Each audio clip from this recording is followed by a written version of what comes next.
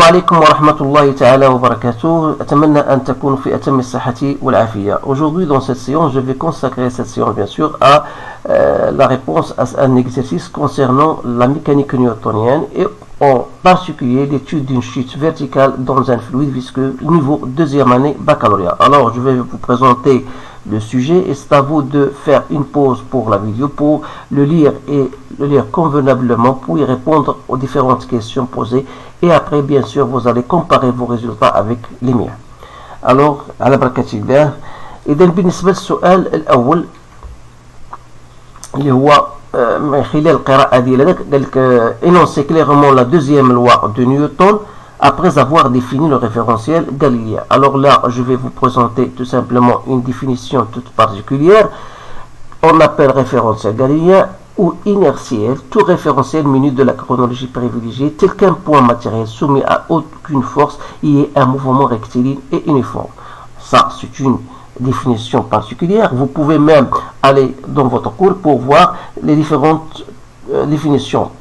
Quelqu'un peut définir un référentiel galilien, tout référentiel dans lequel le principe d'inertie est respecté. Donc c'est à vous de choisir la définition la plus convenable.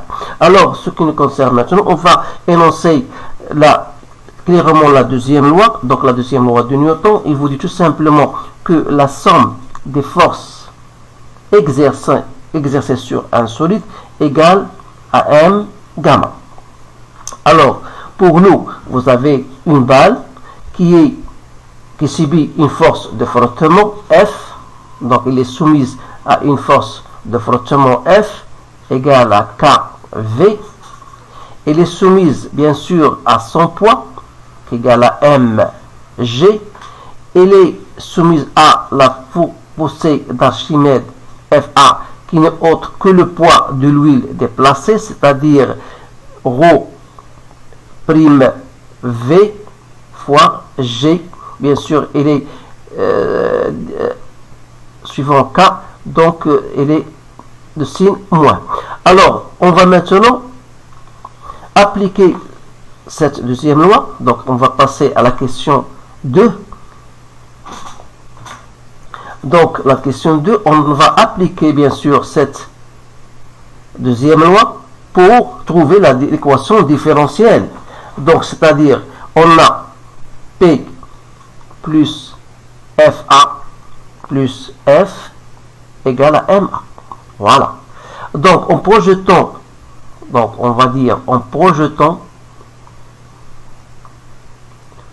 cette relation vectorielle sur l'axe OZ qui est orienté vers le bas, on aura donc le poids, ça nous donne mg, moins ρ' vg, c'est la poussée d'Archimède, et F, c'est-à-dire moins kv, égale à m dv sur dt. Donc si je divise par m, j'aurai dv sur dt plus k sur m v égale à g en facteur de 1 moins ρ' v sur m. Sachant que ρ égale à m sur v, alors ça veut dire que m égale à ρv. D'où l'équation, ça devient g1 moins, je remplace m par ρv, ça me donne, donc il me reste ρ' sur ρ. Alors il suffit donc de calculer ρ', g c'est quoi? Ça c'est quoi? C'est g égale à 9,8. Je fais l'application numérique, moins 911 d'après les données bien sûr, sur 1026, je trouve exactement 1,1 bien sûr mètre par seconde au carré. Donc vous avez remarqué bien sûr que l'équation donc devient dv sur dt plus k sur m fois v égale 1,1. Donc c'est voilà votre équation différentielle. Donc après cela, on passe à la troisième question. on vous dit déterminer graphiquement la valeur de l'accélération initiale. Le temps caractéristique τ, qui est égal à m sur k, et la vitesse initiale de la balle enregistrée en régime permanent, la vitesse limite, pardon. Et donc, l'accélération, toujours d'après notre relation, ou bien équation différentielle, dv sur dt, plus k sur m, v égale à 1,1. Or, à l'instant t égale à 0, d'après le graphe, donc d'après le graphique, ou bien le graphe, la vitesse égale à 0. Donc, notre équation, ça devient dv sur dt, bien sûr, à l'instant t égale à 0. Et la vitesse ici égale à 0, normalement c'est à 0. Donc, c'est 1,1 mètres par seconde au carré. Donc, voilà votre accélération à l'instant t égale à 0. Alors, le temps caractéristique, il faut revenir tout simplement à votre courbe. Voilà. Et vous remarquez, puisqu'on vous a donné l'équation, la tangente, la droite tangente que vous voyez ici, voilà, à l'instant t égale à 0, et l'intersection de cette droite avec l'asymptote horizontale, ça vous donne un point ici que lorsque vous allez faire la projection, ça vous donne exactement le temps tôt. Voilà 75 millisecondes. Et la dernière question, c'est la vitesse limite. Donc la vitesse limite, c'est tout simplement la valeur constante que prend la vitesse, c'est-à-dire ce point-là. Alors ce point-là, vous avez ici 1,38 10 moins 2, vous allez la multiplier par 3, 4, 5, 6, 5, 6. Donc vous allez multiplier par 6. Donc je vous donne le résultat.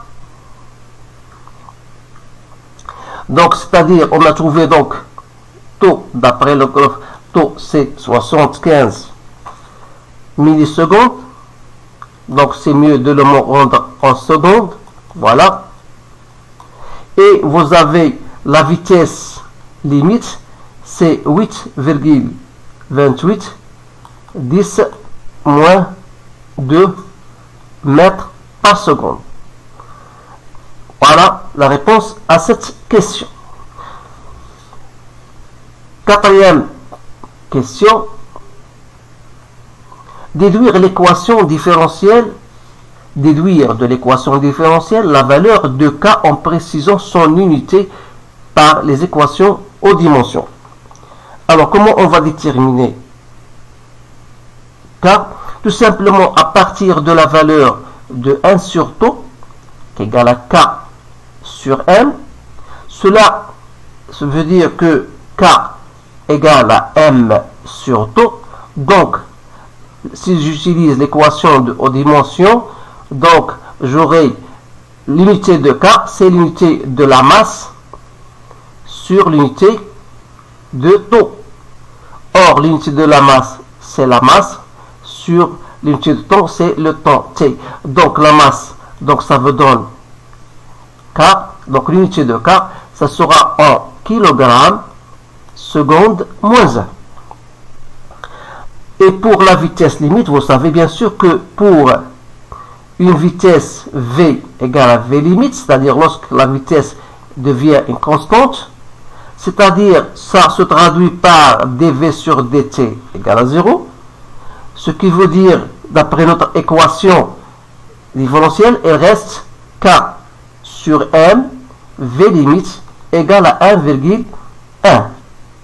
Alors, à partir de cette relation, je peux en déduire k, c'est-à-dire 1,1 fois la masse que je divise par la vitesse limite, c'est-à-dire 1,1 multiplié par la masse 37,5 sans oublier de la convertir en kilogrammes, divisé par 8,28 10 moins 2.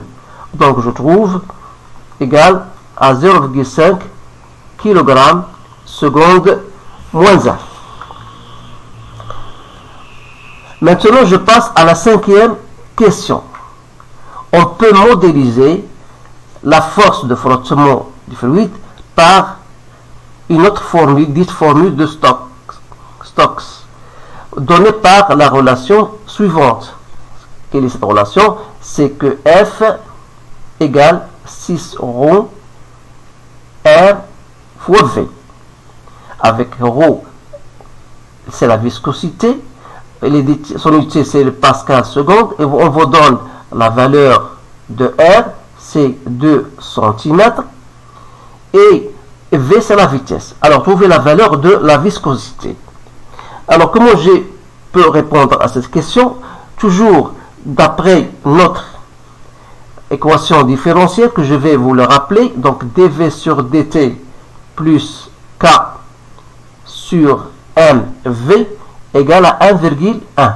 C'est-à-dire que dV sur dt plus, alors kV c'est quoi?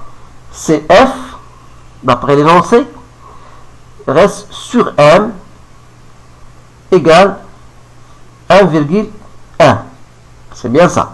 Alors, sachant que F donc, est égal à KV, qui est égal, d'après notre énoncé, c'est 6 R fois V.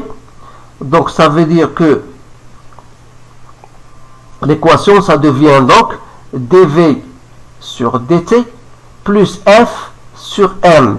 C'est-à-dire ici, F sur M, c'est 6 taux R V sur M. Alors, je vais le recopier ici. Donc, 6 taux R sur M fois V égale 1,1. Alors, bien sûr, en régime permanent, c'est-à-dire lorsque la vitesse tend vers une vitesse limite, c'est-à-dire dV sur dt égale à 0, notre équation, ou bien notre relation étoile, ça devient, alors dans ce cas, 6R, R, V, ça prend une vitesse limite, et le reste sur M est égal à 1,1. Donc, ça veut dire que 6, en gros, R, V, limite égale à 1,1 M. Notre but, c'est de déterminer 1,1 M sur 6 R V limite. Donc, en faisant notre application numérique, toujours faites attention à la conversion. Je divise par 6 R, c'est 0,02, et je multiplie par 8,28 10 moins 2. Alors, je trouve 4,15 pascal seconde. Alors voilà mon résultat. Je m'excuse si jamais vous n'avez pas trouvé ce résultat à l'aide de votre calculatrice. Je pense que si jamais s'il y a une erreur, je m'excuse parce que je vous dis toujours que je n'ai pas une réponse devant moi, une réponse que je peux l'apprendre d'un bouquin ou bien d'un livre. Alors je travaille avec vous d'une façon plus ou moins claire, c'est-à-dire بطريقة تلقائية. يعني فإذا كان هناك خطأ فأعتذر عن ذلك، ولكن ما يهمني في هذا التمرين هو إعطاكم الطريقة كيف التعامل مع هذه الأسئلة. إذا غادي نمشيو دابا للسؤال السادس. Donc, la méthode de l'air, elle permet d'estimer par le calcul la valeur de la vitesse de la balle en fonction du temps. Alors, nous obtenons des valeurs consignées dans le tableau ci-dessous. Trouvez les valeurs manquantes A0, V3, A3, sachant que AI égale à 1,1 moins 13,3 VI. Alors, ce sont toujours le genre de questions, ça se pose toujours de la même manière. Donc, il faut faire tout simplement, il faut l'exploiter et vous allez bien sûr comprendre cela. Donc, je vais d'abord donner, ou bien je vais poser, c'est-à-dire AI, c'est quoi? C'est 1,1 moins 13,3 VI. Alors là, c'est-à-dire que A0, la vitesse initiale, ça me donne 1,1 moins 13,3 V à l'instant t égale à 0. Comme V0 égale à 0, ça veut dire que A0 est égal à 1,1 mètres par seconde de carré, donc pas de problème. Alors, d'autre chose, c'est que vous savez que AI, normalement, c'est la variation de la vitesse par rapport au temps, c'est-à-dire la vitesse à un instant I plus 1 moins la vitesse à l'instant I sur delta t, c'est-à-dire t plus 1 à t plus 1 moins ti. I plus 1 moins ti. C'est-à-dire, de là, je peux déterminer VI plus I. VI plus 1, pardon. C'est quoi? C'est VI plus AI. Ça, c'est delta T. Alors, delta T, vous pouvez le remarquer à partir de le tableau. C'est toujours la différence entre le T1 et T2, ou bien T2, T3. C'est toujours 0,04 secondes. Alors, pour déterminer V3, donc il suffit d'appliquer cette relation. Donc, c'est V2 plus A2 delta T. Alors, à partir de notre tableau, c'est-à-dire V3, ça sera égal à V2, donc 0,0655 plus 0,2355 fois delta T 0,04. Donc, vous allez trouver 0,0749 mètres par seconde. Voilà V3. Alors, pour A3, je reviens à la relation initiale, c'est-à-dire il y a 1,1 moins 13,3, donc V3, c'est-à-dire 1,1 moins 13,3, que je multiplie par 0,0749, donc je trouve 0,1038 mètres par seconde au carré. Voilà la réponse à cette question. Donc maintenant, je vais passer à la question 7. Entre l'état initial, t égale à 40 millisecondes, on peut considérer que la vitesse de la barre en fonction de temps est linéaire et quasiment confondue avec la tangente de la courbe, à t égale à 0 comme le montre la figure. Alors, déterminer l'expression de la vitesse. Vous remarquez bien sûr que la vitesse en fonction de temps est une fonction linéaire qui passe par l'origine de temps. Alors, automatiquement, ça veut dire que cette vitesse-là, en fonction de temps, je peux l'exprimer comme étant égal à AT. Alors, voilà l'expression de la vitesse.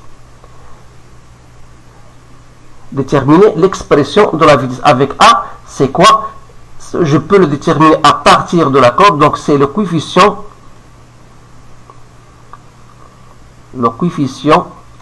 directeur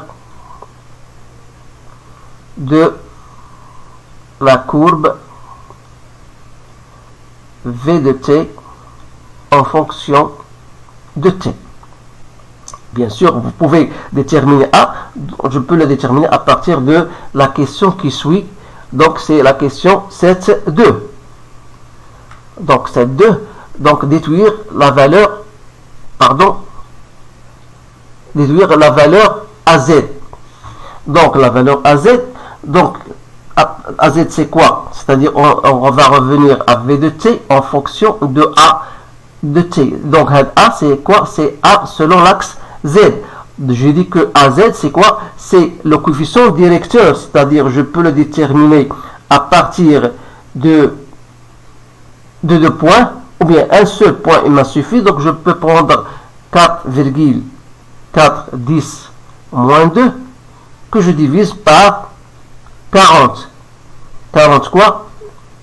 En secondes. Donc vous remarquez bien sûr que la courbe, j'ai pris 2 points. Donc ce point-là, c'est 4,410 moins 2, donc qui correspond à t égale 40 millisecondes. Alors il faut faire très attention à les unités. Donc on va dire, voilà, vous faites votre calcul. Donc j'ai trouvé AZ, c'est bien égal à 1,1 mètre par seconde au carré. Alors dans ce cas, la vitesse en fonction de temps, ça devient donc c'est 1,1 t au carré. Donc, qu'est-ce que vous remarquez? Bien sûr, ici, la nature du mouvement. Voilà.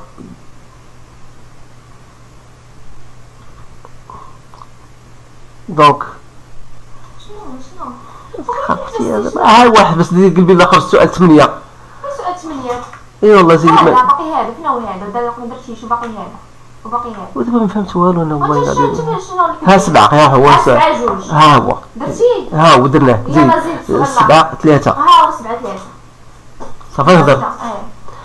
Donc la question 7, quelle est donc la nature du mouvement de la balle? Donc vous remarquez bien sûr d'après ce que nous avons trouvé, on a trouvé que AZ qui représente le coefficient directeur